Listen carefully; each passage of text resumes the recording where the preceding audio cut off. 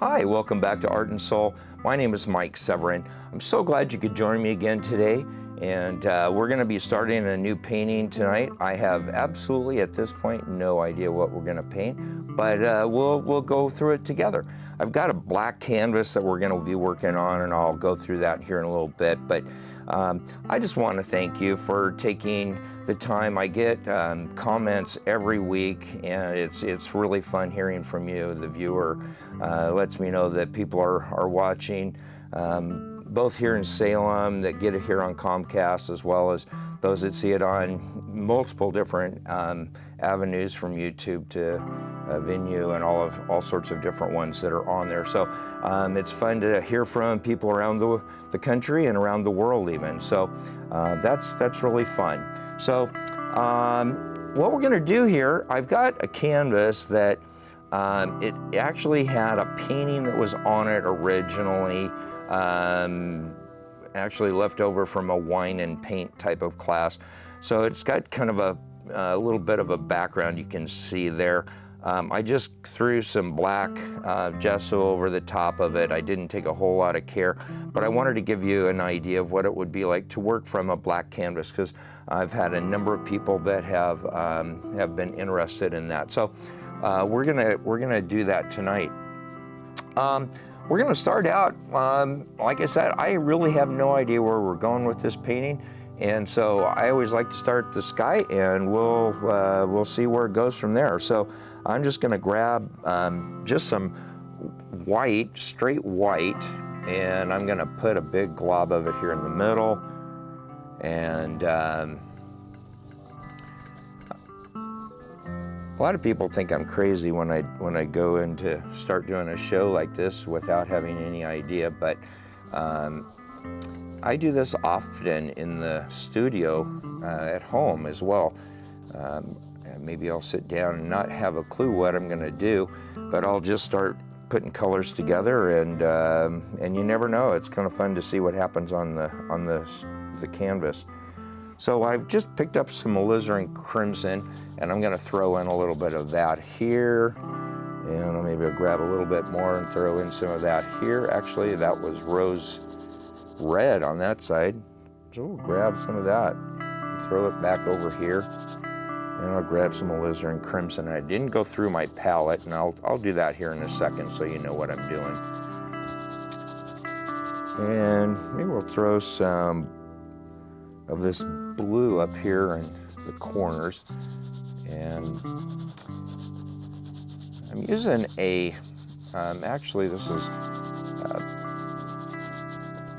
a easel that you would use if you were doing outdoor painting, and I've been using it the last few weeks, and I'm not sure that I really like using it here in the studio, because it's not as stable as what I'm used to when I'm working at home in my studio.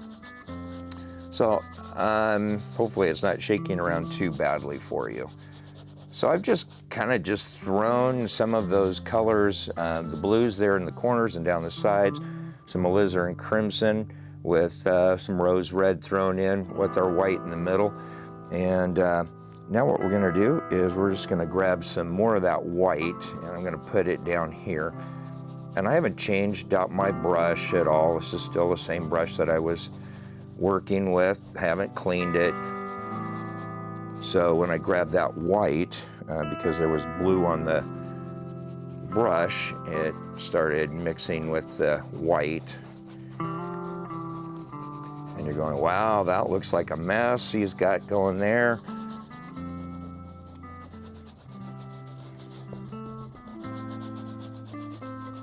And I love just watching how the colors mix and blend on the canvas, as well as on because you've got the color that's in your brush as well as the colors that are on the canvas. So as they all start mixing, it actually kind of, I think it looks really magical a lot of times, even the way that they just start blending together.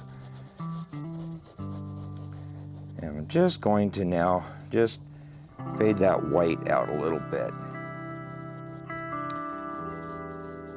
boy, what a beautiful, beautiful picture we've got started there. Where are we gonna go with that? That's a really good question. So I think what we're gonna do, how about if we make like maybe a little pathway here with some flowers on the sides, and we may need to lighten that background up a little bit, but we'll get to that in a little bit. So I'm just gonna grab some of that alizarin crimson, and I'm just gonna throw some of that maybe over here on the sides. Now the nice thing about working with the black canvas is you can see how dark the painting actually is, and I haven't actually put in colors that are very dark. It's just that that black that's underneath is actually being it's actually shining through a little bit through the pigments that I'm putting on, and so it's giving a lot darker look to it than what it would if we were doing this exact same painting on a white canvas. I'm gonna grab some burnt sienna now, and we'll just make this little path, maybe just kind of work it back and forth here. And of course, as it's getting closer to us, it's going to be getting wider, because that's the perspective that you would have if you were looking at this little pathway. It would be a lot wider in front of you than what it would be in the background. And you're going, wow, that doesn't look like anything at all. And at this point, it really doesn't.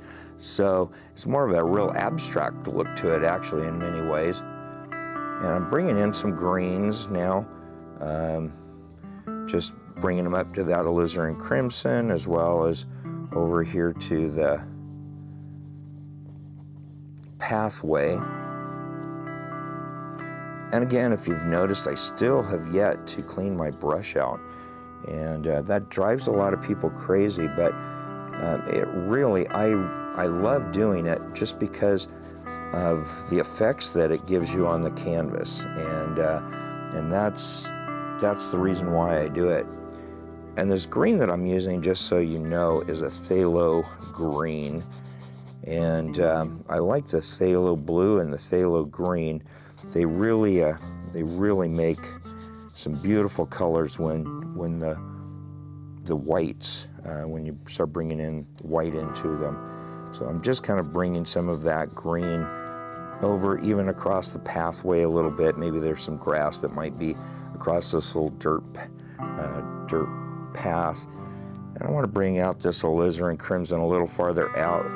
We're gonna make some big bushes, big maybe floral bushes that are here on the sides. And maybe we'll go up a little higher with that, like a big bush. It's there. Maybe we'll go up a little higher over on this side. And you can see I'm just kind of scumbling along on the canvas, not out doing a whole lot as far as the brush strokes. I'm just kind of scrubbing it in. And I grab some more of the green, and I'm just gonna kind of maybe give just a little bit of a background indication that there might be some trees or greenery that might be there in the background a little bit. And I grab some more of that, and I'll do that over here on this side. This may scare you to try doing this, but I would encourage you, you know, this is all a learning experience, and it's something that until you start doing it and playing with the colors and seeing what they do, there's really, you know, you're kind of limited on what you can paint. But when you start approaching it like this, it really frees you up and makes the paintings, they almost pop out, like they know what they want painted. It's just, they just need somebody there to actually paint them for them. So that looks, you know, in some ways probably looks kind of odd to you, but hopefully here in a little bit it'll start making a little more sense. So we've kind of thrown these little tree bushes that are in the background, some of our floral that's down here in the foreground. And what we're gonna do now is I'm gonna take, again, I'll tell you what, I'll switch out brushes. Go with this is a little bristle brush. It's a 1/2 inch bristle brush. And I'm gonna go into some straight cad orange and load up my brush. And I'm gonna take, we're just gonna start putting in maybe just some highlights here, maybe of some different flowers that might be growing on these bushes. And with our light source looks like coming from there, it would be more just the tops of these.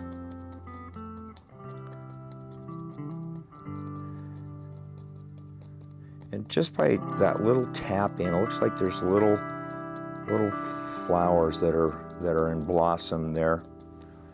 And with that, against that alizarin crimson, they really pop out and they're really quite pretty. You know, you could do a little garden scene maybe with a little stone fence or a little stone walkway even. All sorts of different things that you could incorporate basically the same type of a painting into different scenes. And I think we'll grab some Dioxazine purple. I haven't cleaned my brush again. Grabbing some of the white, and that gives us that kind of little lavender color. And we're just going to kind of put in a few, you know, in fact I wanted a little more purple than that, so we'll go in with that. Maybe grab just a little bit of that rose red. I like that color. That's pretty. Needs a little. That's closer to what I'm wanting, is that direction. And because we've got those darker colors there, these flowers pop out better. And there's a few of these that kind of, I don't even know what these would be. They kind of go up in kind of an upward motion, and I just grab some straight purple. And I'm varying that back and forth and tapping. Just, again, it's the playing the dark against the light. And that's what this is all about, is learning how to do that. And we'll go back into some of that orange and bring that in down here. Just keep, you know, bouncing it back and forth. And we'll go into some straight yellow and hit those up there on the top. Again, if you notice, I haven't cleaned my brush out, so all of those colors are kind of blending and on the canvas itself. And if I keep loading just to keep it so that it doesn't get muddy. If I keep poking at it, it's going to end up getting really muddy, and we don't want it muddy looking at all. I'll grab some of the orange.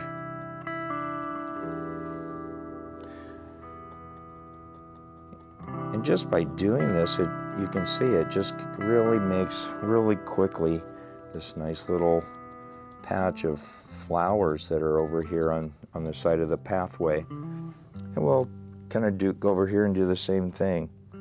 Grab some of those oranges.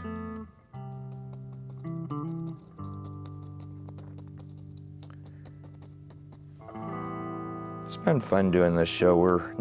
This is the 41st taping, and we've been at this for, here in a couple weeks, it'll be a month that we've been on the air, and it's been quite an interesting little journey that we've been on, and amazing the people that have come into my life just because of this show. And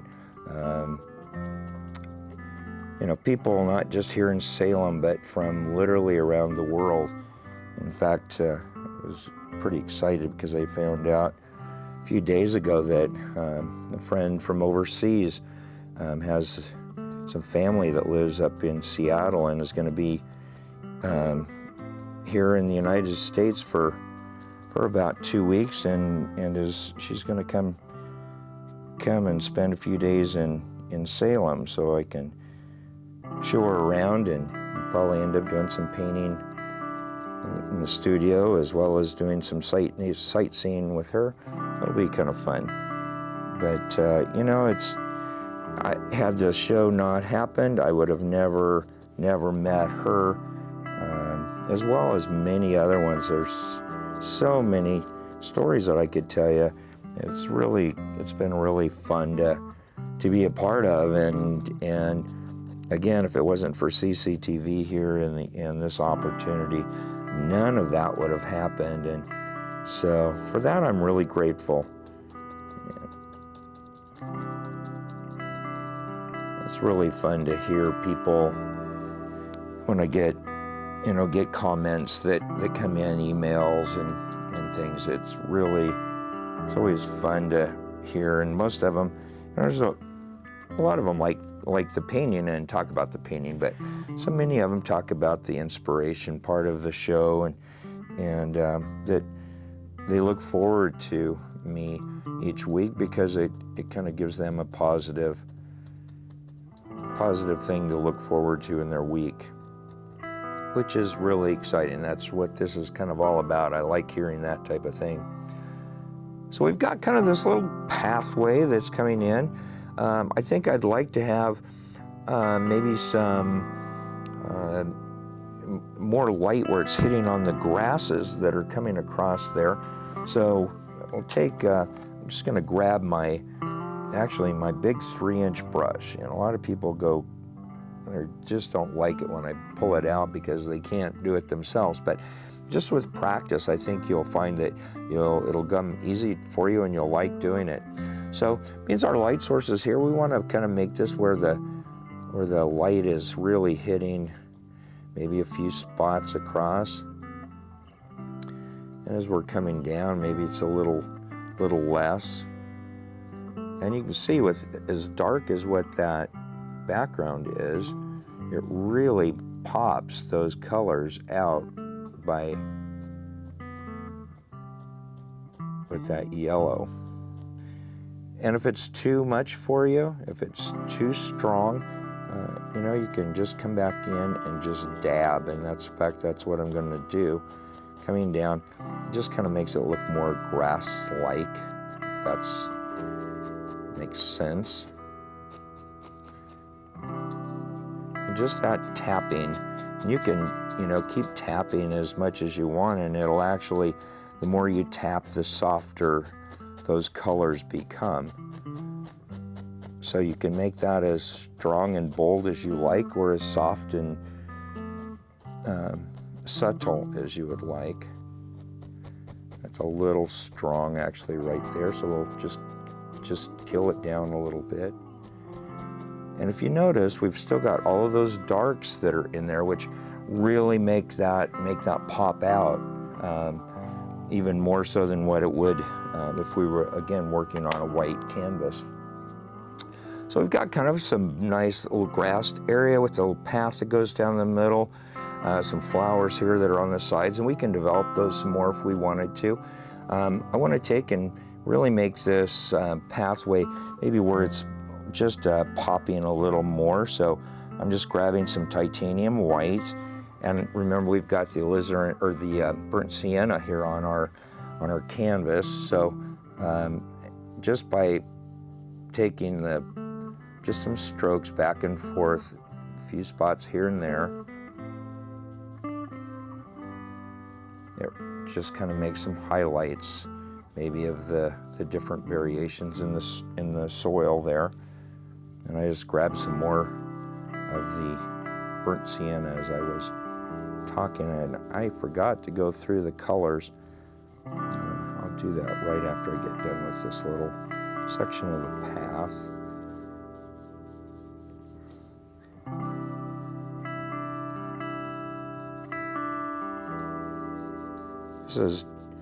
I like working on the black canvases. I don't do it very often, just because most of the painting stuff that I do is commission stuff, and it's on different I need it to be on the white canvas, but it really creates some beautiful effects and it really evokes a lot of emotions when you see that. So really quickly, before I go any farther here, I've got the titanium white on my palette. I've got the cad yellow, a burnt sienna, a phthalo green. This is the dioxazine purple, alizarin crimson, the rose red, and I have a phthalo blue here, a cad orange, and then this is a cobalt blue, which is what we actually use up there on the sky. So we've got this background here that we kind of need to develop a little bit more, and I want to just put in maybe just the slight indication of a few tree trunks that might be coming up here. We don't want these real strong, but we want to give just some indication that there are trees that are supporting that canopy of greenery that we put in there initially. And I'm just using that big 1-inch brush, and I'm just not taking a whole lot of care as far as where those go, as far as how strong, because I want them just more light indications that you might see some limbs that are here and there.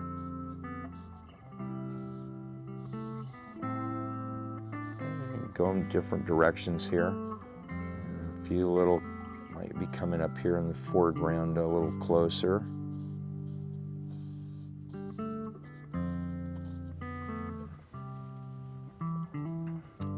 And what I just saw here, kind of at the end of the path, there's kind of a little lighter blue area. I tell you what we're gonna do. I'm just gonna grab, I've been using rags here a lot rather than the paper towels, and I really have kind of liked it better than the paper towels because it doesn't leave a lot of times the paper towels leave little fuzz balls that are on the canvas, and it makes it a little hard. You have to wait for them to dry to come off. So I've been using the rags a little more here lately, and I really like that. So I think what I'm seeing here is maybe there's going to be a little lake, a little body of water there. So I'm going to grab some of that phthalo blue that we have, along with some white, get a really pretty light blue, and we're going to put that in across here. Maybe this little pathway just goes back to this little lake or pond.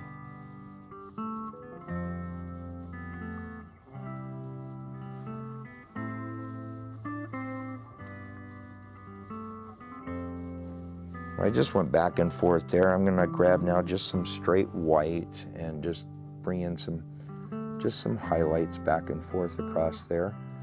Maybe some little light areas that are on where the light is catching it on the surface. I kind of like that. That looks pretty good. And we just want to make sure that we've got kind of that water straight there. We don't want it to like it's running off of the canvas. And I like this, but I think it needs to be a little lighter than what it is even now. So I'm just gonna go again straight into titanium white. I haven't cleaned that brush, so I've got a lot of that blue that's still on there. And we'll just lighten this up just a little bit back here.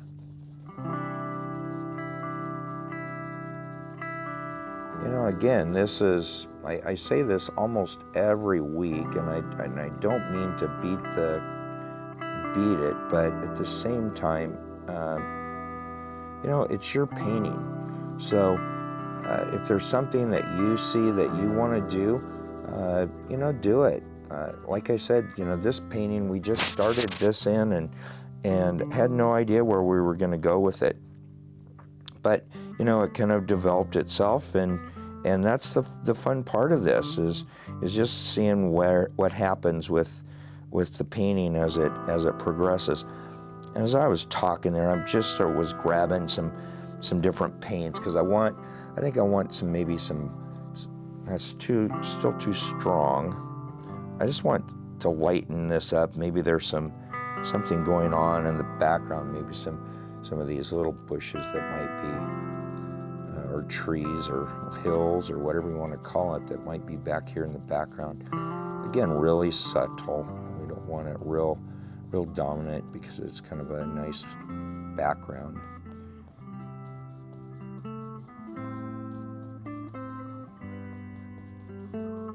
So by doing that, we've created a nice little picture there.